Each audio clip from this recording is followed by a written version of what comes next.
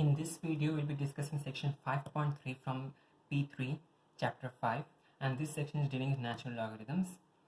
So, before we start natural logarithms, let's consider logarithms in general. Okay, so before logarithms, we did have exponential functions. Exponential functions are of the form y equals 2 raised to x, y equals 3 raised to x. Let's just consider exponential functions are of the form 2 raised to x, 3 raised to x, 4 raised to x, 10 raised to x, e raised to x, 1000 raised to x. You can have even powers 2 raised to x plus 3, 3 raised to x plus 3, 4 raised to x plus 3. Those are also exponential functions, and we can also have even bases which are less than 1. So you can also have 0.5 raised to x, you can have 0.25 raised to x, you can have 0.6 raised to x, 0.1 raised to x, and so on. And if the base, the number over here is called the base. If the base is greater than 1, in that case we call it an exponential growth function. And if the base is less than 1, in that case we call it an exponential decay function.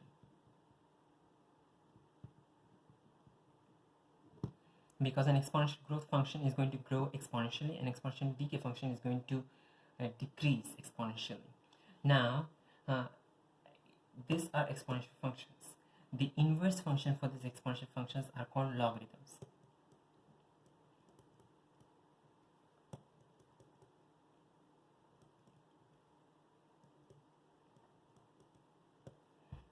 The inverse functions for exponential functions are called logarithms. So here 2 raised to x, if you want to find out the value for x given, let's give an example. If 2 raised to x is equal to 8, and if you want to find out what x is, in that case you're going to use logarithm log base 2 for 8, and that is equal to 3. Okay, you can use a calculator to find the logarithm of 8 to base 2, and that is equal to 3. Okay, again, since this number over here is called the base, the base is thus number is subscript. Okay, so if 2 raised to x is equal to 8, in that case log to base 2 of 8 is equal to 3. Let's consider another example. If 0.5 raised to x is equal to 0.125, and you want to find what x is, in that case you take logarithms on both sides, and this becomes log to base 0.5 of 0.125 is equal to, and you can calculate this from the calculator, this is going to be equal to 3. Okay, so all the exponential functions, you can have logarithms for them. Okay, and logarithms are going to be the inverse functions for the exponential functions, and you can find out the x over there if it is unknown. Okay, now while logarithms can be taken to any base, so let's consider logarithm to base 2 for 4, logarithm to base 3 for 4, logarithm to base 0.6 for 4. All of these are logarithms and they are all correct. We are having different bases for all of these logarithms, but we are having two special kinds of logarithms which they follow all rules of logarithms, but they are given special names, and they are these logarithms have bases 10 and e. So if you have a logarithm that has got base 10, if you have a logarithm that has got base 10, in that case this logarithm is often given the name common logarithm.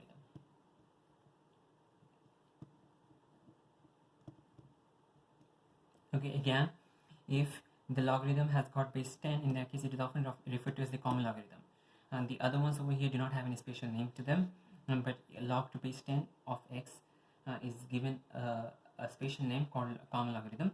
And often you'll often notice in many problems, and even in several calculators, there are functions, for example, which do not allow you to fix the base. So if in general you see log x without any base written. It is assumed, okay, even if there is no base written, it is assumed that the base is 10. Okay, it is assumed that the base is 10. Let's consider this calculator over here. In this calculator, we do have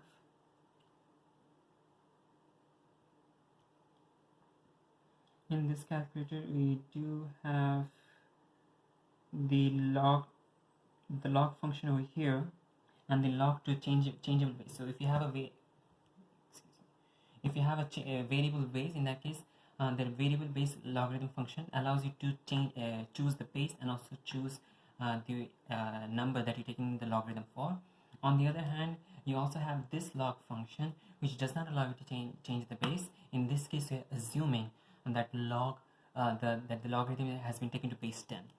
So this is again a general rule. If you do not see the base, in that case, it is assumed that the logarithm has been taken to base 10, and it is the common logarithm of that particular number x. Now, e is the other spatial number for which we have got spatial logarithms. E is the other number for which you have spatial logarithms, and this is called the natural logarithm of the number x.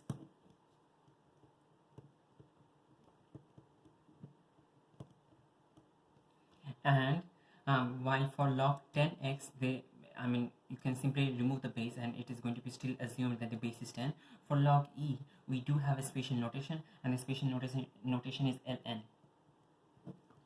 So ln x is basically, this is L over here just to make sure, ln x is basically logarithm to base e, and it is also referred to as the natural logarithm. So again, in summary, if you have log to base 10 are called common logarithms, and logarithms to base e are called natural logarithms. Now, since ln of x, since the ln function is still a logarithm, it is going to follow all the regular rules for logarithm that you learned in Pure Mathematics P2, and let's discuss those rules. And the first rule of logarithms that we have is log of ab is equal to log a plus log b. Does not matter whatever the base is, irrespective of whatever the base is. The base could be 2, 3, 7, 1000, 0.2. It does not matter, as logarithm to base logarithm for ab is going to be equal to log a plus log b. Okay, so a multiplication in the logarithm is going to be an addition outside the logarithm. Now, log of a by b is equal to log a minus log b. Again, a division inside the bracket inside the logarithm function is going to be a subtraction outside the logarithm function. And then we have log a raised to m is equal to m times log a.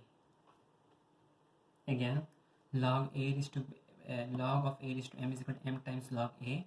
A power can, if you have a power, the power can become the coefficient for the logarithm.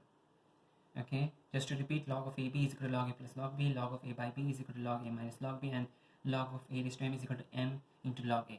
The same rules apply for natural logarithms as well. So as a result, you have ln of ab is equal to ln a plus ln b. Ln of a by b is equal to ln a minus ln b, and ln of a raised to m is equal to m times ln a. Now, let's consider if you have a log, let's consider if the base over here, okay, let's assume a base. So if the base is equal to p, and your number that you're going to take the logarithm for is equal to 1, in that case this is always equal to 0. So irrespective of what the number p is, it does not matter. Okay, p could be anything, 10, 9, 1000, but if you're taking the logarithm for 1, it is equal to 0. The entire logarithm is 0 because p raised to 0 is equal to 1. Okay, since p raised to 0, okay, is equal to 1, any number raised to 0 is equal to 1, and thus logarithm for 1 with respect to any base is going to be equal to 0. The same thing applies for natural logarithms. Natural logarithm for 1 is equal to 0. Okay, because natural logarithm for 1 is equal to 0 because e raised to 0 is still equal to 1. Again, because natural logarithm is logarithm to base e, okay, and e raised to 0 is equal to 1, as a result ln of 1 is equal to 0. Okay, and finally we have log to base p of p is equal to 1, and that is because p raised to 1 is equal to p. Again, okay, because p raised to 1 is equal to p, log of p to base p is equal to 1. If we apply the same rule to natural logarithms, in that case ln of e is equal to 1, because again ln is the logarithm to base e. Okay, so e raised to e is equal to 1, so e raised to 1 is equal to e, and thus ln of e is equal to 1. Alright, with that done, we are done with the rules for logarithms, and these rules can be used to solve equations and simplify expressions.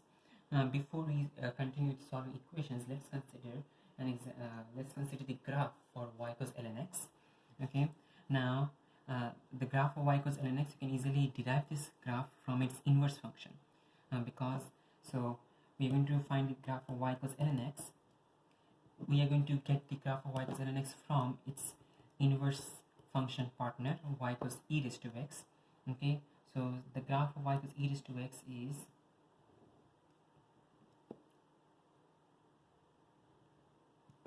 such. This was already discussed in section 5.1 and 5.2 in the previous videos.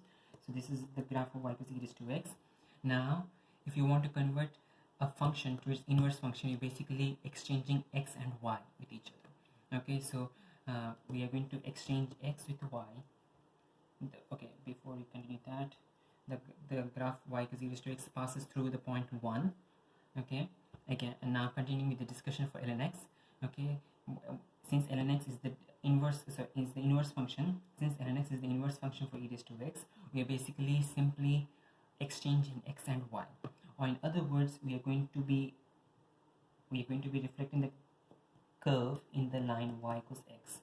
Okay, and that is going to give us the inverse function graph. Okay, so again, this is we are reflecting the curve in the line y equals x because you're taking the inverse function. Okay, so whenever you take an inverse function, whenever you want to find the inverse the graph for the inverse function, you basically change y to x and x to y, or in other words, you basically reflect it in the line y equals x. So in this case, reflecting y equals x in this line gives you this graph, and this is your y equals ln x graph. Okay, again, and now this point over here 1 reflects and becomes 1 over here. So this was 0, 1, but this over here is 1, 0. And this, according to the rules of logarithms that we just discussed a few minutes earlier, okay, are actually they actually do make sense, because consider if x is equal to 1, in that case ln of 1, if y is equal to ln x, and if x is equal to 1, ln of 1 is equal to 0. So since ln of 1 is equal to 0, 1, 0 lies on the graph. So if I draw the entire graph again, we get this.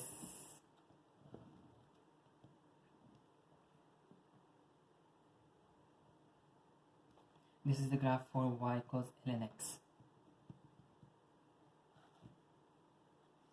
And this passes through the point 1, 0. Alright.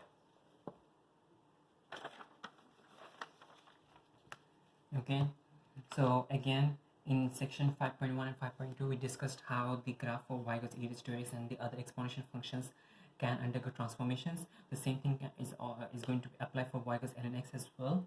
Okay, and you can transform the graph. Okay, you can stretch it, you can translate it, and stretch it in either direction. So those transformations can also apply for this graph. And remember that since y equals e raised to x has an asymptote at y equals 0, the y equals ln x has got an asymptote at x equals 0. So this is the vertical asymptote for the graph. Y equals ln x has an asymptote at x equals 0, and this asymptote is also going to be affected by certain transformations. So let's consider the graph y equals ln of x minus 3. Let me just change the function. Y equals ln of x plus 3. Okay, so if you want to draw the graph of y is ln of x plus 3, in that case let's consider the original function. The original function that you know is ln x. So f of x is equal to ln of x, and to convert ln of x to ln of x plus 3, we need f of x plus 3. So f of x is going to be converted to f of x plus 3, or in other words, we're going to do, since the plus 3 is inside the bracket, it is going to be a horizontal. Okay, it is going to be horizontal change. So a plus 3 inside the bracket means you're going to do a horizontal translation of minus 3 units. Or in other words, the entire graph of y equals ln x is going to move backwards to the left 3 units, and so we get this graph.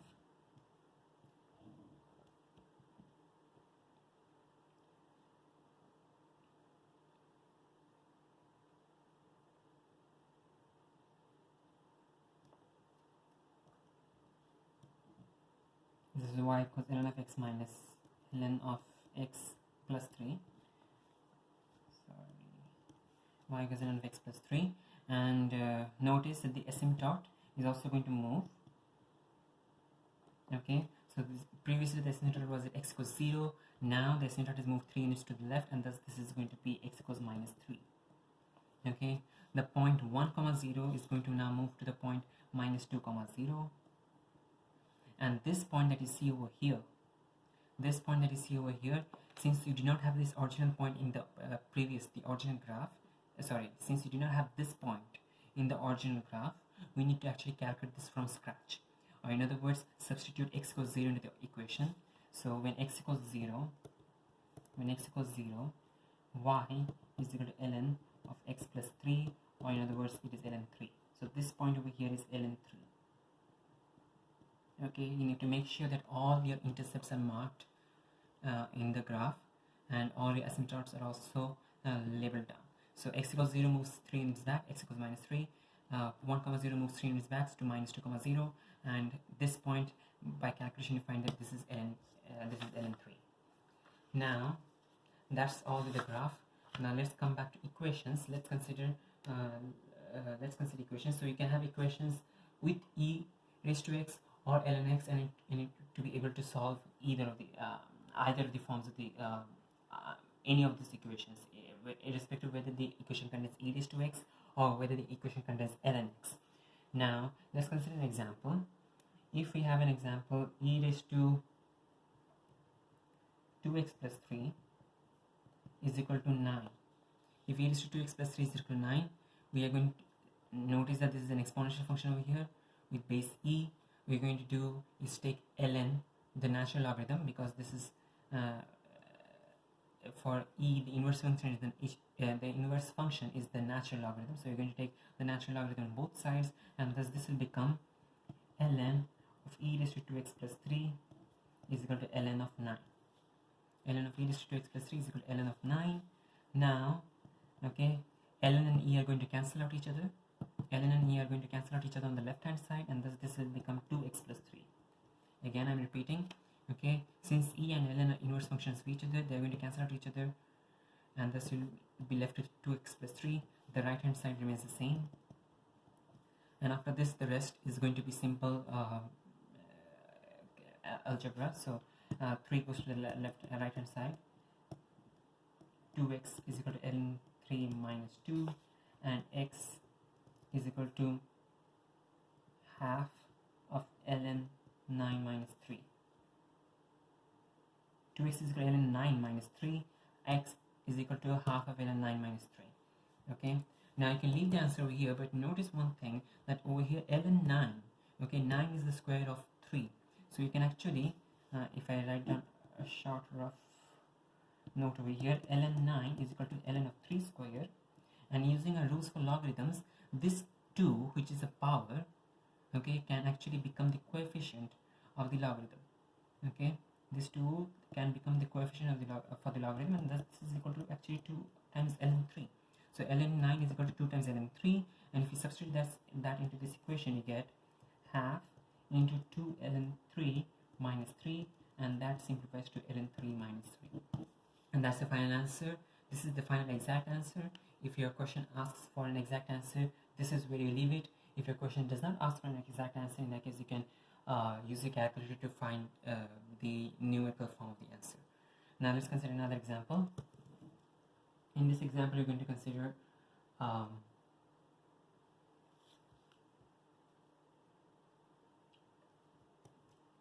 e raised to 4x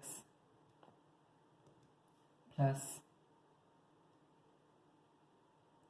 6 e raised to 2x is equal to 8. Okay, so e raised to 4x plus 6 e raised to 2x is equal to 8.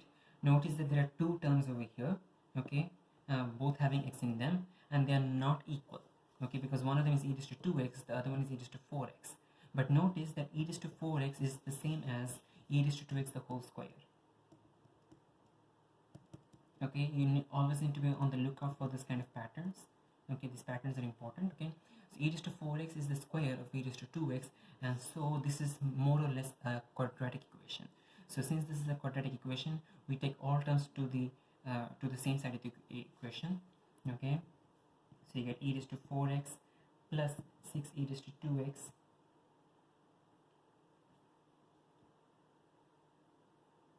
I'll just change this question for a while. Give me a second. Let's consider this to be 16. Just for simplicity, even if it was 8, you could have solved it. Okay, but let's consider for simplicity over here. Okay, that the question has equal to 16. Okay, so here you have e raised to 4x plus 6 e raised to 2x minus 16 is equal to 0. Notice that e raised to 4x is the square of e raised to 2x, so I'm going to replace that as well. E raised to 2x the whole square plus 6 e raised to 2x minus 16 is equal to 0. And now we're going to solve this quadratic. Okay, this is the quadratic e raised to 2e raised to 2x. If you are having any issues with trying to visualize this as the quadratic, in that case you can actually replace e raised to 2x with another variable. So I could replace e raised to 2x. I could replace e raised to 2x with, let's consider m. So m square plus 6m minus 16 is equal to 0, and this looks more like a quadratic. Okay, so if you're having issues with viewing this as a quadratic, in that case you can make a substitution to make it easier for you to visualize this quadratic equation. Okay, so after that you move on with the regular factorization. If it does not factorize, in that case you're going to use the quadratic formula as used back in P1 to find the values for e raised to 2x, or if you do a substitution, do not forget to convert it back to e raised to 2x though. So here we have e raised to 2x plus 8 into e raised to 2x minus 2 is equal to 0.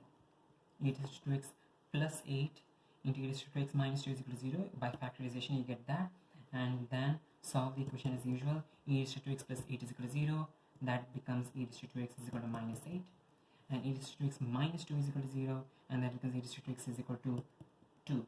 So you get two solutions for e raised to 2x, and now we need to solve each of these values separately. Let's consider the first value, e raised to 2x is equal to minus 8. Notice that e, even though it is an irrational number, it is still positive.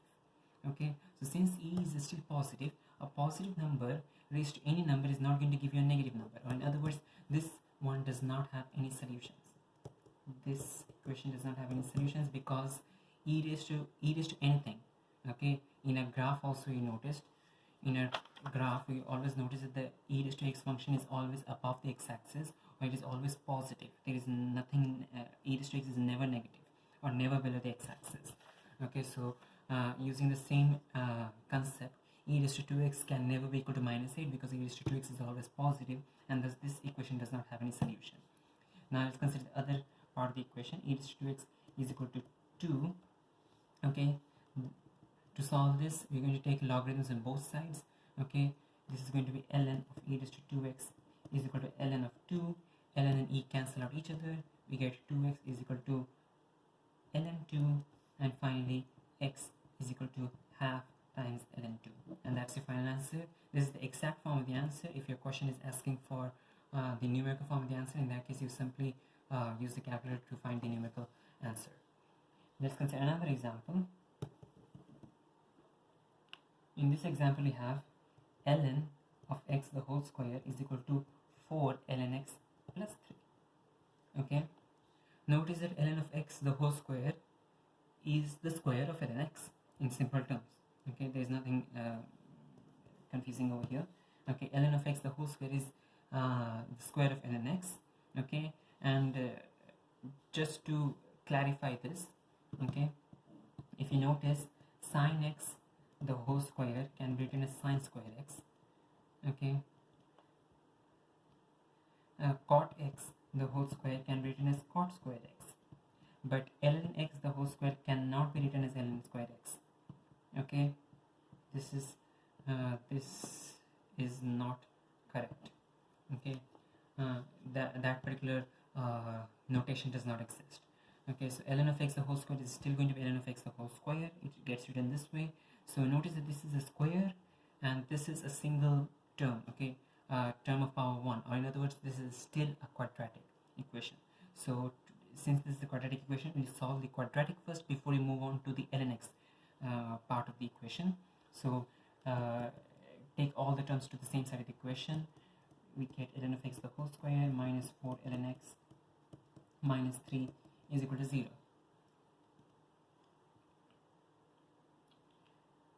Okay, actually the question I copied was wrong, so let's just have this. So this was the original question. Okay, so ln of x the whole square is equal to 4 times ln of x plus 3. Okay, so that becomes ln of x the whole square. I expand it, I take it to the same side of the equation, and I get ln of x the whole square is equal to ln of x the whole square minus 4 ln x minus 12 is equal to 0. Okay, by after expanding and taking all terms to the same side of the equation. Now we solve the quadratic. If you want to do a substitution for ln x, it's fine. You could do it that way. Do not at the end, do not forget to replace your substitution with ln x back. Here I'll be continuing without any substitution, so we get ln of x plus ln of x minus 6 into ln of x plus 2 is equal to 0. ln of x minus 6 into ln of x plus 2 is equal to 0. This becomes ln of x is equal to 6 comma ln of x is equal to minus 2. Alright, so we get two solutions. Ln of x is equal to 6, ln of x is equal to minus 2. Now we're going to solve each of these equations separately. We get ln of x is equal to 6. Okay, so in this case, in the previous cases, in the previous two examples, we had e raised to x is equal to something, and we took the inverse function logarithm, then inverse logarithm on both sides. In this case, we are going to do the inverse function for ln x, which is e raised to x. Okay, so in other words, we're going to raise both of them. E raised to ln x is equal to e raised to 6. Again, e raised to ln x is equal to e raised to 6. Okay, e raised to ln x is equal to e raised to 6, and on the left hand side, the e and the ln are going to cancel out each other. That makes it x, and finally on the left hand side you have got e raised to 6, and that's your final answer for the first equation. For the second equation, ln x is equal to minus 2, we get e raised to ln x. Again, we are doing the inverse function. Okay, the inverse of ln is e raised to the number, so e raised to ln x is equal to e raised to minus 2, and e raised to ln x, the e and the ln are going to cancel out each other. You get x equals e raised to minus 2, and if you can leave it here, or you could simplify it to 1 by e square. Let's consider another example. In this example, we are considering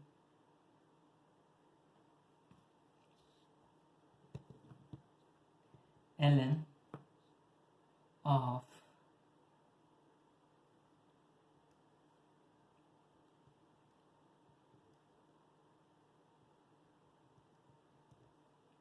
ln of x squared plus 3 is equal to 5. ln of x squared plus 3 is equal to 5. Okay, so in this equation, to solve this equation, we'll be taking the inverse of the natural logarithm, and the inverse of the natural logarithm is the e function, e raised to the exponential function e. So we're going to take exponentials on both sides. E raised to ln of x squared plus 3 is equal to e raised to 5. Okay, the e and the ln are going to cancel out on the left hand side. You get x squared plus 3 is equal to e raised to 5. Okay, x squared plus 3 is equal to e raised to 5. The 3 goes to the right hand side. You get x squared is equal to e raised to 5 minus 3. And then finally x is equal to the square root. X is equal to the square root of e raised to 5 minus 3. Now notice one thing though. Even though x is equal to e raised to 5 minus 3, square roots usually get two answers, plus and minus. But for ln, we can, if x is negative, if x,